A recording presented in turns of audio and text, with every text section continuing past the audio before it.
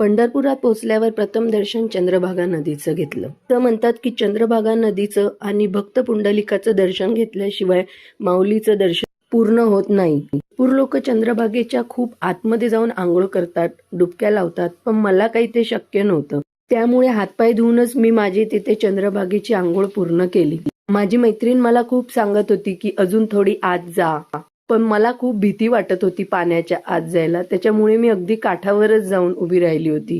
मागे तुम्ही बघू शकता लोक किती आत गेल्या आहेत.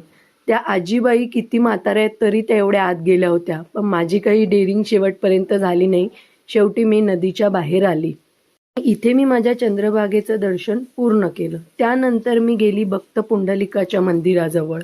तर पुंडलिकाचं दर्शन घेतल्यानंतर त्यानंतर मी गेली माऊलीच्या दर्शनाला. आषाढी वारी असल्यामुळे स्पर्श तर जमलं नाही, पण मुखदर्शन मात्र मी घेतलंच.